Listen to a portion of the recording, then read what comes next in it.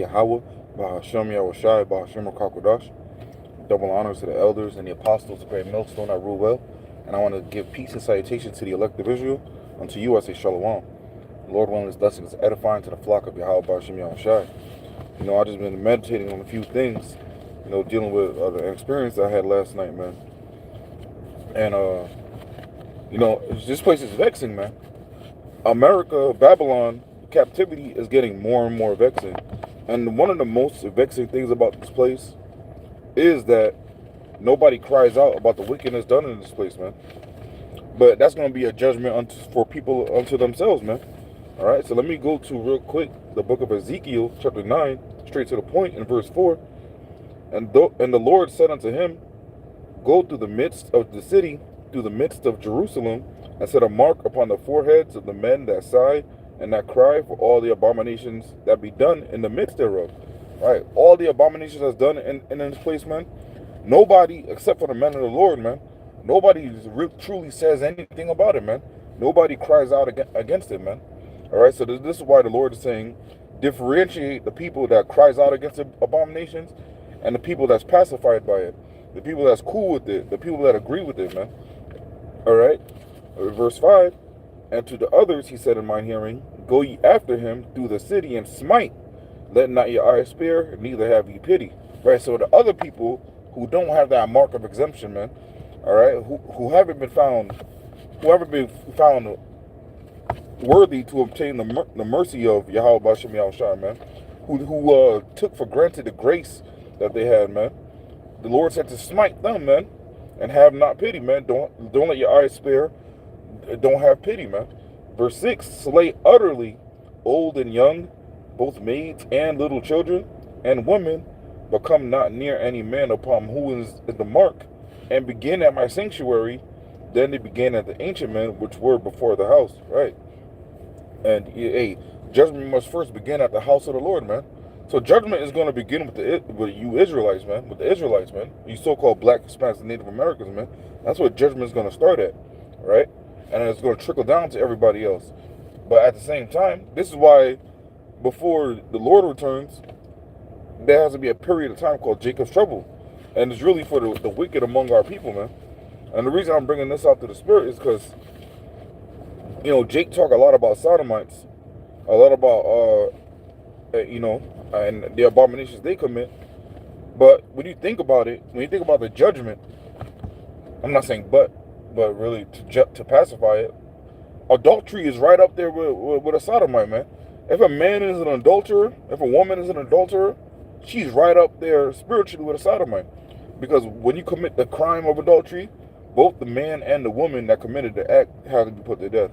When you commit the crime of sodomy, man, both the man and the man, or the woman and the woman that committed that act have to be put to death, man. And their blood shall be upon them, man.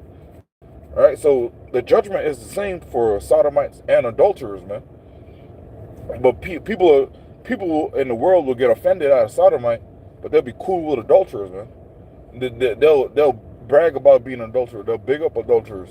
All right, not a lot of people brag about in this day and age. A lot of people do brag about being a sodomite, but people mostly brag about being an adulterer, man. This is why they push it in so much of I say our music, because it's really Jake recording the music, but so much in so-called hip-hop, man, and that rap music, man, all they talk about is adultery, man, for the most part, man. They don't ever say anything bad about sodomites either. This is why our people have to be judged, man, because our people don't understand judgment, man. The wicked don't understand judgment, man, but they're gonna learn via death by pain. All right, let me go to the book of Proverbs, chapter 6. I'm going to start at verse 23. For the commandment is a lamp, and the law is light, and the reproofs of instruction are the way of life, to keep thee from the evil woman, from the flattery of the tongue of a strange woman. Right, and this woman is referring to, specifically in this scripture, is referring to false doctrines and other philosophies. But it can also be applied to a literal woman, and how she tried to seduce you to be an adulterer with her, man. All right, verse 26, for by means of a whorish woman, a man is brought to a piece of bread, and the adulteress will hunt for the precious life. Right? Because really, whores sell their bodies for money, man. So really, the only thing that satisfies them is money. So you have to give, the more and more money you give, the more happier she'll be. But if somebody else comes along with more money, hey, she's gonna deal with that nigga too. And this is the problem with whoredoms, man. With whores and adulterers, all this shit is destructive to a nation, man. It's destructive, man. When you allow certain behaviors and certain ways of life, right? When you lower the moral standards among the people, man, it destroys the nation, man. And this is what America is dealing with now. Even though America is built up of a bunch of nations all in one, but they're dealing with the moral decay of a society, man. And wickedness is just progressing and progressing and progressing. And eventually the Lord is going to say, you know what? I've had enough of this, man. I can't witness this shit no more. I got to get my people out of here, man. And this is what we're praying for. This is what we're hoping for. This is what we're patiently waiting for, man. But impatiently at the same time. Because we got to get the fuck out of this place, man. It's like being in prison, man. A lot of people get institutionalized in prison, and they get accustomed to the ways and the ways of life in a prison. That's why you hear some niggas in the world say, "Oh, men getting raped in prison, that's just prison culture," or a nigga becoming another man's boyfriend or wife, which is off, man. That's just the culture in prison. That's just the way it is. They become institutionalized, and their judgment becomes warped. But your mindset should always be to break the fuck out of that prison. But you don't know you're in prison if you don't know the truth, man. That's why the scripture says in John 8, and you shall know the truth, and the truth shall make you free, man. And the majority of our people don't know they're still in chains and in bondage, man. Even the chains aren't physical anymore, man. It's called paper yokes. You're yoked by this fiat currency. You're yoked by the society and the people around you, man. A lot of men are yoked because if they get out of line, so-called, their wife will leave them, take half of their possessions. She'll take his children with them. And if you're a man, you're 40 years old, 50 years old, it's hard to reset your life from zero. You lose half of your assets, and you lose your children, and you lose your wife. You lose everything, man. And it's hard to start that again from scratch, man. You see, you could lose everything at 20 and get it back at 30. But it's that much harder when you do it at 40, 50, 60 years old. So a lot of these niggas have to toe the line and walk the line because their wife has all the power, man. Jeremiah 31. The Lord has created a new thing on the earth where a woman shall compass a man. And because now a woman has compassed a man, everything is out of order, man. Because women weren't made to rule, man. When you go into the etymology of the word woman, it tells you right then and there, the women weren't made to rule, man. Verse 27, Proverbs 6:27. Can a man take fire in his bosom and his clothes not be burned? Can one go upon hot coals and his feet not be burned? So he that goeth into his neighbor's wife, whosoever toucheth her, shall not be innocent. Right? Hey, you knew the coals were hot. You should have never stepped on them, man. Right? You knew fire was hot. You should have never took it in your bosom. You knew that was another man's wife. You should have never went into her, man. And she should never allowed you to go into her too, man. So y'all both guilty. Men, verse 30, men do not despise a thief if he steals to satisfy his soul when he's hungry. Right? If you see a poor child, man, woman, whatever, steal a couple slices of bread or steal something just so they can eat, you're not going to be mad at them. When you see a nigga like that football player, James Winston, when you see him stuffing crab legs in his fucking sweatpants and walking out of a store, you're going to scoff at him. You're like, what the fuck are you doing, man? You're going to despise that kind of thief. And plus, you shouldn't be eating crabs anyway, man. Verse 31, but if he be found, he shall restore sevenfold. He shall give all the substance of his house, right? Because if you steal something, you can restore the value of what you stolen, man.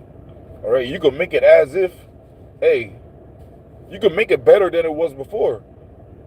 Hey, I stole this out of your house. I'm sorry. Here's 7 of these items to replace it. You're going to be in a better position than you were before. But if a nigga sleeps with your wife, hey, I'm sorry I slept with your wife and it'll never happen again, you know, there's nothing you could do to restore her purity, to restore the trust you have in her. Everything is destroyed and damaged, man. Verse 32, But whoso committeth adultery with a woman lacketh understanding, and he that doeth it destroyeth his own soul. Right? Because when you commit adultery, you lack understanding. Because adultery doesn't just stop between the man and the woman. It goes deeper than that. You break up houses, you break up homes, you destroy the future generations, man. Now, future generations of children are thinking it's okay for mommy to sleep with other men. It's okay for, you know, a married woman to sleep with other men. My mom did it. Our dad did it. You know, so it's okay. So now these future children will grow up and have that same mindset.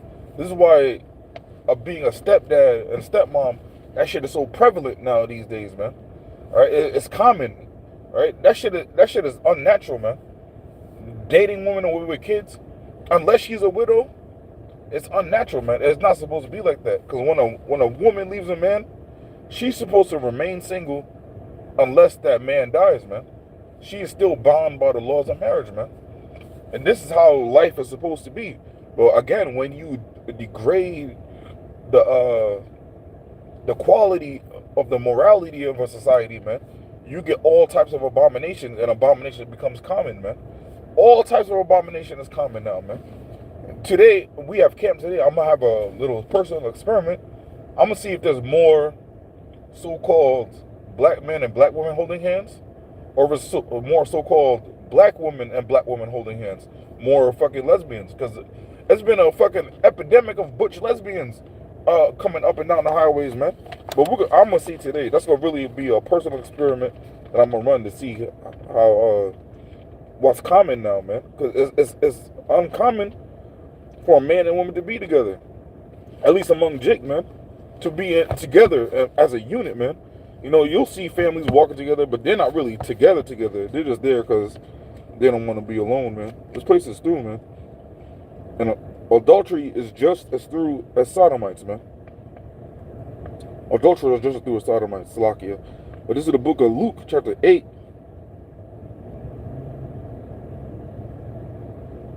Salakia.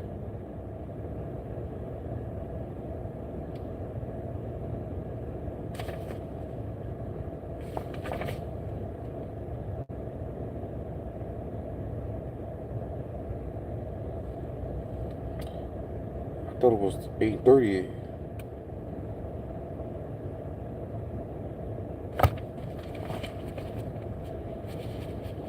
Salakia, bear with me 1 second.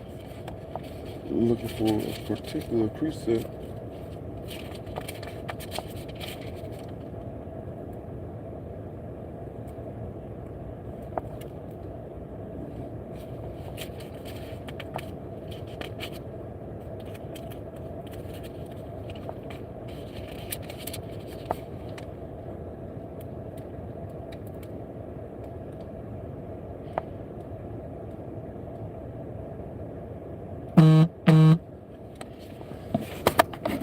Bear with me 1 second. Salakia, I was in the wrong book. This is the book of Mark, chapter 8, and verse 38. Whosoever therefore shall be ashamed of me and my words in this adulterous and sinful generation, of him also shall the Son of Man be ashamed when he cometh in the glory of his Father with the holy angels. Right. If you're ashamed of Yahweh Hashem Yahushai and his wicked and adulterous generation, and if you're ashamed of the Lord by not crying out against the abominations done in this place, man, you're ashamed of the Lord, man. If you know something is wrong and you hold your peace, hey, man, you're just as guilty of the people that do it. And that doesn't mean, you know, be a rebuker 24/7, because you'll never stop rebuking if that's the case. But of course, you got to use wisdom. Wisdom has to come out at the appropriate time, man. A tail out of season is really not wisdom, man. Real quick, let me get one more. I'm gonna close out, Lord willing. This is the book of Luke, Salakia. This is the book of Wisdom of Solomon, chapter 3, and verse 19. Actually, I'll start at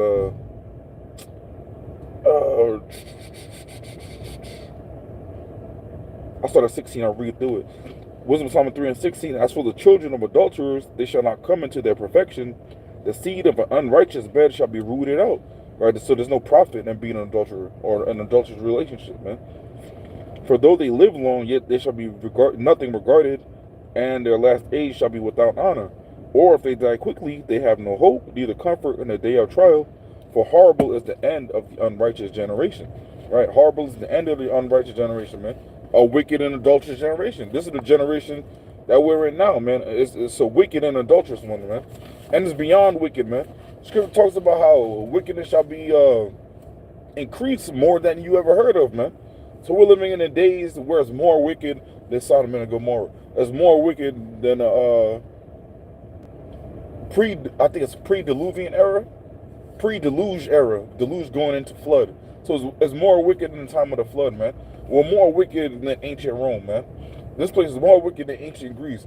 And the Greek and the Roman Empire, it was normal for politicians to have basically squires, which were really prepubescent boys for fucking pleasure, man. And it was like known in public. Like they would walk around in public with them. The same shit is going on now, on a higher level. But again, people don't give a fuck, man. People do not give a fuck. Let me get one more. I'm gonna close out, Lord willing. This is the book of Luke.